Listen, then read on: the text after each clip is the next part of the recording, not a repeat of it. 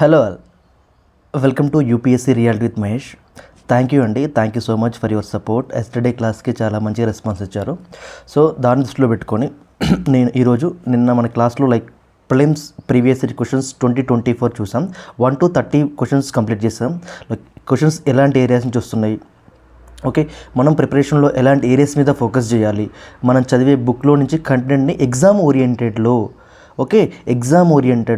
Okay ఏ విధంగా approach అవ్వాలి అనే థింగ్స్ని డిస్కస్ చేస్తున్నాం. ఓకే, క్లియర్ కట్గా చెప్పడానికి ప్రయత్నం చేస్తాను. ఓకే, మీకు ఏ డౌట్స్ ఉన్నా okay regarding the class or anything preparation గురించి you can ask me, no problem. Okay, I will give reply according to your doubt. Okay, so నిన్న 30 క్వశ్చన్స్ కంప్లీట్ చేసాం మనం. ఈరోజు 31st క్వశ్చన్ చూద్దాం. 31st క్వశ్చన్ వచ్చేసి మనకి solar radiation based వచ్చింది. Carbon dioxide అనే టర్మినాలజీని వాడారు. ఓకే, గ్రీన్ హౌస్ గ్యాసెస్ ఇవన్నీ కరెంట్ అఫైర్స్లో ఉంచాయి. ఎందుకు ఇలా చెప్తున్నానంటే మనం చదివేటప్పుడు ఓకే ప్రిపరేషన్లో మన దగ్గర ఎన్ని బుక్స్ ఉన్నా మనం ఒక ప్రిపరేషన్ అనేది ఇప్పుడు ఒక ప్రాపర్ ఆర్గనైజ్డ్ మేనర్లో వెళ్ళాలి.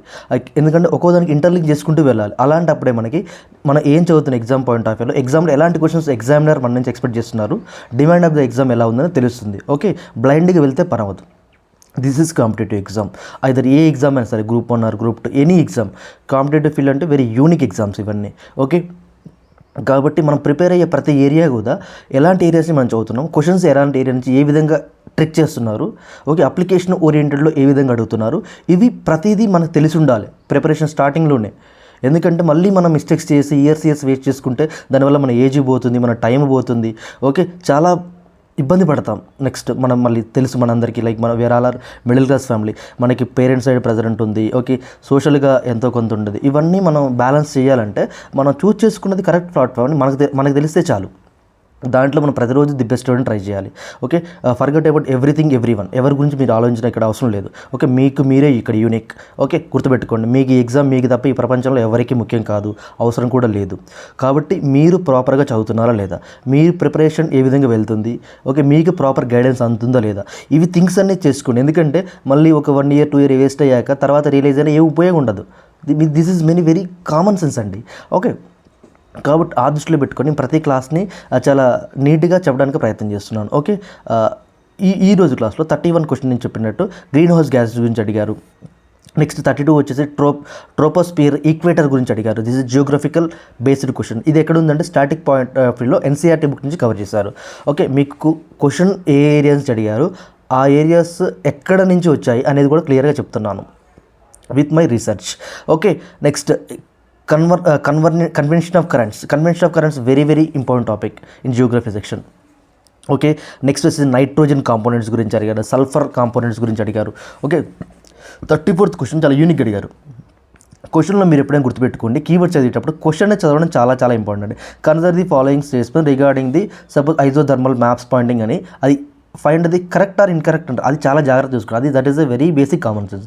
కరెక్టా ఇన్కరెక్టా చూసుకోండి. మోస్ట్లీ అయితే 95% కరెక్ట్ వేస్తాడు, బట్ 5% ఇన్కరెక్ట్ ఇచ్చి మనల్ని డైలమా పడేస్తాడు. ఎందుకంటే మనల్ని కరెక్ట్ అని చదువుకుంటూ వెళ్తాం, అది రాంగ్ అండి. అలా వెళ్ళకండి.